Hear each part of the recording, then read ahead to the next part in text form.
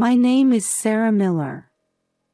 I'm a 40-year-old housewife who's just turned 40. I live peaceful days in the suburbs of Michigan with my husband Mark, our 8-year-old son Ethan, and our 5-year-old daughter Olivia. As I was making pancakes in the kitchen with the morning sun streaming in, as usual, I felt small arms wrap around my waist from behind.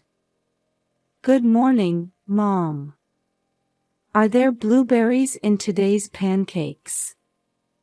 I turned around to see Ethan looking up at me with eyes full of expectation. His brown hair was messy from sleep. I couldn't help but smile. "Yes, they're your favorite, aren't they?" "Yay!" Ethan happily bounced around and sat at the table. Olivia came right after, sitting next to Ethan in her pink pajamas. "I want blueberries too." "Of course, there's enough for everyone." Finally, Mark appeared, patting each of the children's heads before giving me a kiss. "Good morning, Sarah. Another lovely morning, isn't it?" "Good morning, Mark." At the time, I didn't realize how precious these ordinary morning scenes were. Weekdays pass by in a flurry.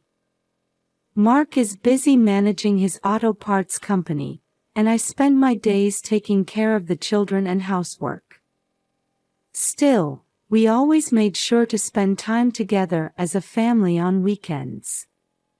We'd have picnics in the park, participate in reading clubs at the local library. Sometimes we'd all go cheer for Ethan at his baseball games. Olivia is still engrossed in t-ball practice. One evening, Mark came home looking excited. "Sarah, everyone. I have wonderful news." The children ran to their father. "What is it, Dad?" "We're going to Disney World in Florida next month." The children's cheers echoed throughout the house. Both Mark and I felt truly happy seeing the joy on our children's faces. The days of preparation were like the lead-up to Christmas. The children looked at guidebooks almost every day, listing the attractions they wanted to visit. While I was busy with packing, I felt my heart flutter at my family's smiles. And then, the long-awaited day of the trip arrived. "Ethan, did you put on sunscreen properly?" "Yes, I did." "Olivia, you didn't forget your hat, did you?" "I've got it, Mom."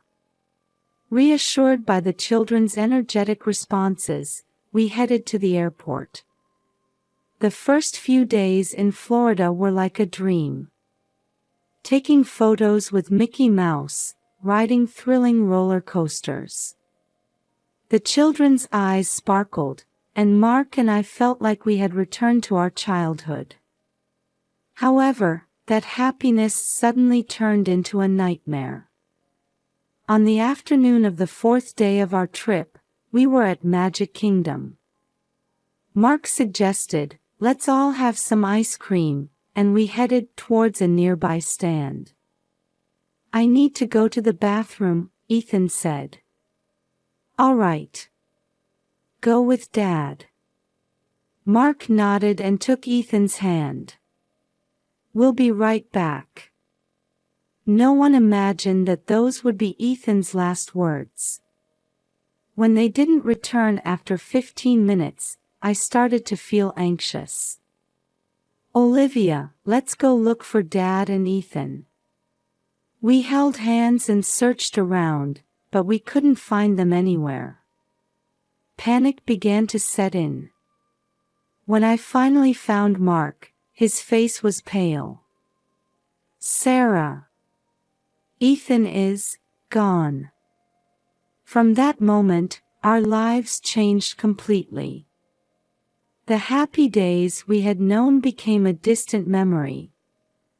After Ethan disappeared, our lives changed completely. The dreamlike time at Disney World turned into a nightmare in an instant. That night, we were interrogated by the police in our hotel room. Mark repeated the same explanation over and over.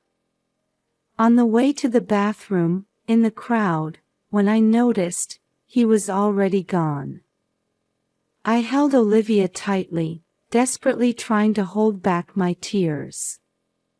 From the next day, we searched every corner of the park. Employees and other tourists helped, but there was no sign of Ethan anywhere. Ethan! Where are you? My cries echoed emptily between the colorful buildings. A week passed, and we had to return home. On the plane back, Olivia asked in a small voice, "Mom, is Big Brother not coming back?" I couldn't answer that question. Even after returning home, the search continued. We went to the police almost daily, put up posters all over the neighborhood, and spread information on social media. However, as days passed, the response from others faded. Time will heal. He'll surely be found. Such words of comfort actually hurt me more.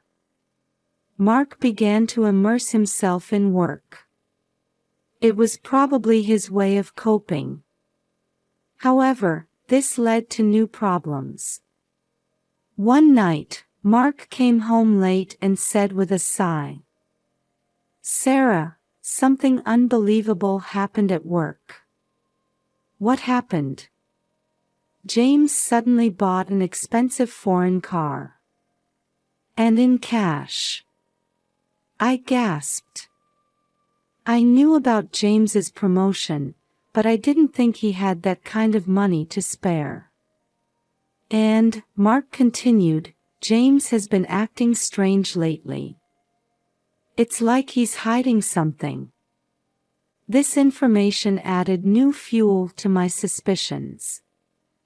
The next day, I called Emily and invited her for tea.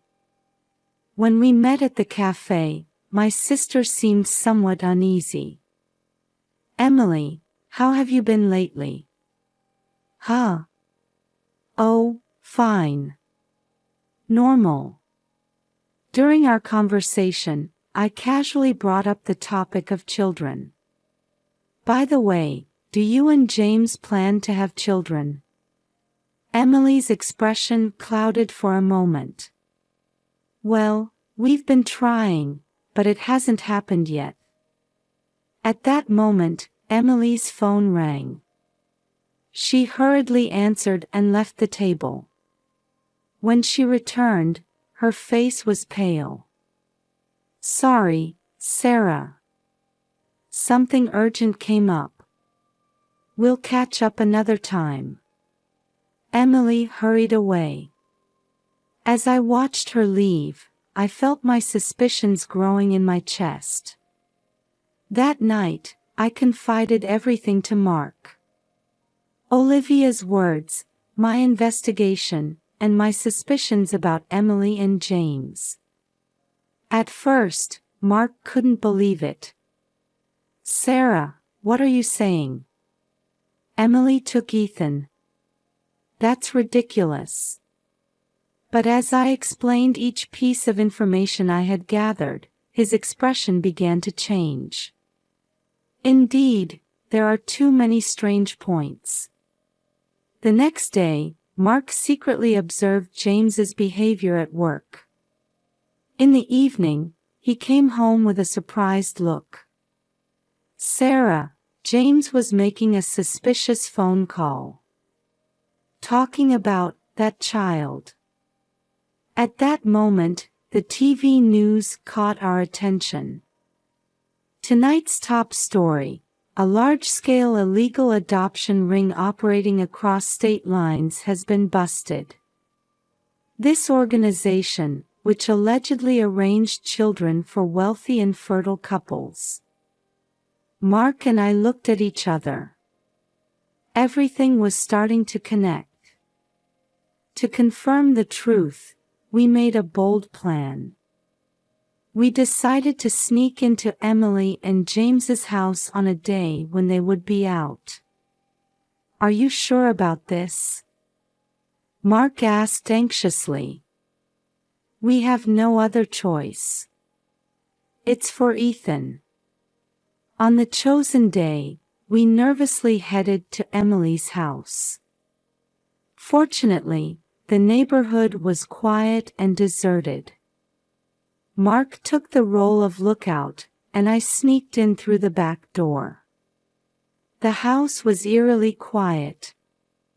With my heart pounding in my ears, I headed to the second floor. As I approached the spot Olivia had pointed out, I could see a slight misalignment in the wallpaper. With trembling hands, I pushed on the wall, and to my surprise, it opened. A narrow passage appeared, with stairs leading down. "It can't be." I took out my flashlight and carefully descended the stairs. Damp air touched my skin. At the bottom of the stairs, I gasped. There was a small room, and on the bed lay a boy. "Ethan." At the sound of my faint voice, the boy slowly raised his face. Gaunt features, long overgrown hair. But it was undoubtedly my son. "Mom." Ethan's voice was weak, and he looked incredulous. I rushed over and embraced Ethan. The tears wouldn't stop. I'm sorry. Mom took so long to come." At that moment, I heard a noise from upstairs. "Is someone there?" It was Emily's voice. I picked up Ethan and rushed up the stairs. When we emerged into the living room, Emily and James were standing there. "Sarah! What are you doing?" Emily cried out in surprise. "The question is, what are you doing?" I said angrily. "How could you do this?" James tried to step forward, but at that moment, Mark burst into the house. "I've called the police.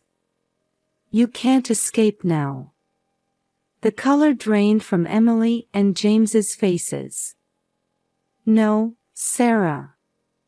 Let me explain," Emily said, looking on the verge of tears. But by then, the sound of police sirens could already be heard. A few minutes later, police officers entered the house. Emily and James were arrested, and Ethan was taken to the hospital by ambulance. I held Ethan's hand tightly as I rode in the ambulance with him. "It's okay now, you're safe." Ethan smiled weakly. The long nightmare had finally come to an end. In the ambulance, I held Ethan's emaciated hand tightly. His face was pale, with dark circles under his eyes. What had he experienced during this past year?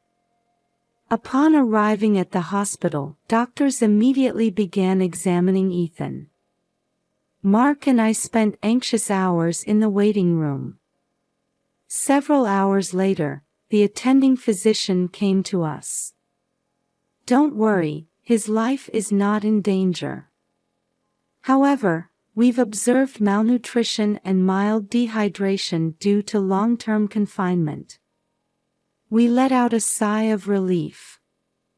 "Can we see our son?" Mark asked.